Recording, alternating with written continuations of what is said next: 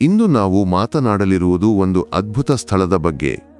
ವಿಶ್ವದ ಅತ್ಯಂತ ಪವಿತ್ರವಾದ ಕಾಬಾದ ಸಮೀಪದಲ್ಲಿ ಆಕಾಶವನ್ನು ಮುಟ್ಟುವಂತೆ ಎತ್ತರವಾಗಿ ನಿಂತಿರುವ ಒಂದು ಗೋಪುರ, ಮಕ್ಕಾ ಕ್ಲಾಕ್ ಟವರ್. ಆದರೆ ಈ ಕಟ್ಟಡ ಕೇವಲ ಒಂದು ಗೋಪುರವಲ್ಲ, ಇದರ ಪ್ರತಿಯೊಂದು ಮೂಲೆಯಲ್ಲೂ ಆಶ್ಚರ್ಯಕರ ರಹಸ್ಯಗಳು ಅಡಗಿವೆ. ಈ ಟವರ್ನ ತುದಿಯಲ್ಲಿ ಖಾಲಿಯಾಗಿರುವ ಕೊಠಡಿ ಯಾವುದು? ಏಕೆ ಮಿಂಚುಗಳು ಈ ಗೋಪುರವನ್ನು ಹುಡುಕಿಕೊಂಡು ಬರುತ್ತವೆ? ಇದರ ನಿರ್ಮಾಣದ ಹಿಂದೆ ಜರ್ಮನ್ ಎಂಜಿನಿಯರ್ಗಳು ಇಸ್ಲಾಂ ಸ್ವೀಕರಿಸಿದ ಕಥೆ ಏನು? ಕೇಳಲು ಸಿದ್ಧರಿದ್ದೀರಾ? ಬನ್ನಿ, ಈ ರಹಸ್ಯಗಳನ್ನು ಒಂದೊಂದಾಗಿ ಬಿಚ್ಚಿಡೋಣ.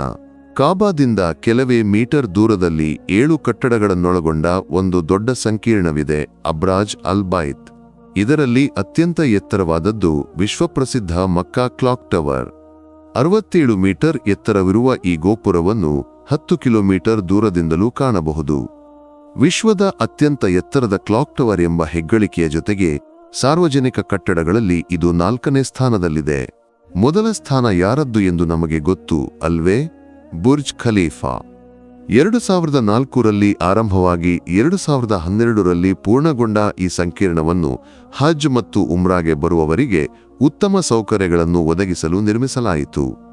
$15 ಬಿಲಿಯನ್ ವೆಚ್ಚದಲ್ಲಿ ನಿರ್ಮಿತವಾದ ಈ ಕಟ್ಟಡವು ವಿಶ್ವದ ಅತ್ಯಂತ ದುಬಾರಿ ಇಮಾರತ್ಗಳಲ್ಲಿ ಒಂದಾಗಿದೆ.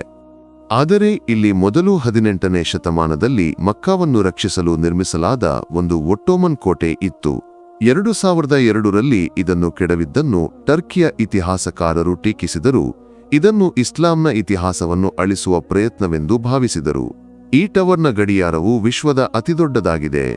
20 ಲಕ್ಷ LED ದೀಪಗಳು ಹಗಲಿನಲ್ಲಿ ಬಿಳಿಕಪ್ಪು, ರಾತ್ರಿಯಲ್ಲಿ ಹಸಿರು ಬಿಳಿ ಸಂಯೋಜನೆಯಲ್ಲಿ ಹೊಳೆಯುತ್ತವೆ. 12,000 ಟನ್ ಉಕ್ಕು, 250 ಕಾರ್ಮಿಕರು, 7 ಕ್ರೇನ್ಗಳು ಇವು ಈ ಗೋಪುರದ ನಿರ್ಮಾಣ ಕಥೆಯ ಭಾಗಗಳು. ಮೇಲೆ ಚಿನ್ನ ಕಾರ್ಬನ್ ಫೈಬರ್ನಿಂದ ಮಾಡಿದ ಚಂದ್ರನೂ ಇದೆ. ಮಿಂಚಿನ ರಕ್ಷಣೆಗಾಗಿ 5 ಮೀಟರ್ ಉದ್ದದ ಲೈಟ್ನಿಂಗ್ ರಾಡ್ಗಳು ಗಡಿಯಾರದಿಂದ ಹೊರಗೆ ಬರುತ್ತವೆ. ಎಲ್ಲವನ್ನೂ ಒಂದು ಕಂಟ್ರೋಲ್ ಸ್ಟೇಷನ್ನಿಂದ ಮೇಲ್ವಿಚಾರಣೆ ಮಾಡಲಾಗುತ್ತದೆ. ಅತ್ಯಂತ ಆಶ್ಚರ್ಯಕರ ಸಂಗತಿ ಎಂದರೆ ಈ ಟವರ್ನ ಮೇಲಿರುವ ಒಂದು ಕೊಠಡಿಯು ನಮಾಜ್ಗಾಗಿ ಬಳಸಲ್ಪಡುತ್ತದೆ. ಇಂದು ಇದು ವಿಶ್ವದ ಅತಿ ಎತ್ತರದ ನಮಾಜ್ ಸ್ಥಳವಾಗಿದೆ. ನಿರ್ಮಾಣ ಸಮಯದಲ್ಲಿ ಕಾರ್ಮಿಕರು ಇಲ್ಲಿ ನಮಾಜ್ ಮಾಡುತ್ತಿದ್ದರು. ಈಗಲೂ ಟವರ್ ಸಿಬ್ಬಂದಿ ಇಲ್ಲಿ ಪ್ರಾರ್ಥಿಸುತ್ತಾರೆ.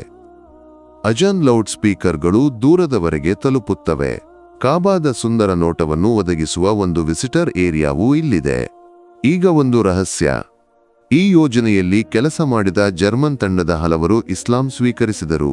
ಕಾರಣ, ಮಕ್ಕಾದಲ್ಲಿ ಗೈರ್ ಮುಸ್ಲಿಮರಿಗೆ ಪ್ರವೇಶವಿಲ್ಲ. ಆದ್ದರಿಂದ ಚಂದ್ರನ ನಿರ್ಮಾಣಕ್ಕಾಗಿ ಹಲವರು ಇಸ್ಲಾಂ ಆಶ್ಲೇಷಿಸಿದರು. ಇತರ ಕೆಲವರು UAEಯಿಂದ ಯೋಜನೆಯನ್ನು ನಿಯಂತ್ರಿಸಿದರು. ಈ ಸಂಕೀರ್ಣದಲ್ಲಿ 10,000 ಜನರಿಗೆ ನಮಾಜ್ ಮಾಡಲು 2 ಹಾಲ್ಗಳು, 5 star hotel, shopping mall, Islamic museum ಇವೆ. ಹಜ್ ಮತ್ತು ಉಮ್ರಾವನ್ನು ಹೆಚ್ಚು ಸುಗಮಗೊಳಿಸಲು ಇವೆಲ್ಲವೂ. ಸ್ನೇಹಿತರೆ, ಮಕ್ಕಾ ಕ್ಲಾಕ್ ಟವರ್ನ ಈ ಕಥೆ ನಿಮ್ಮನ್ನು ಆಶ್ಚರ್ಯಗೊಳಿಸಲಿಲ್ಲವೇ? ಇಂತಹ ರೋಚಕ ಮತ್ತು ಐತಿಹಾಸಿಕ ಕಥೆಗಳನ್ನು ತಿಳಿಯಲು ನಮ್ಮ ಚಾನೆಲ್ಗೆ ಸಬ್ಸ್ಕ್ರೈಬ್ ಮಾಡಿ, ಬೆಲ್ ಐಕಾನ್ ಒತ್ತಿ. ವಿಡಿಯೋ ಇಷ್ಟವಾದರೆ ಲೈಕ್ ಮಾಡಿ, ಶೇರ್ ಮಾಡಲು ಮರೆಯಬೇಡಿ. ಮುಂದಿನ ವಿಡಿಯೋದಲ್ಲಿ ಮತ್ತೆ ಭೇಟಿಯಾಗೋಣ. ಧನ್ಯವಾದಗಳು.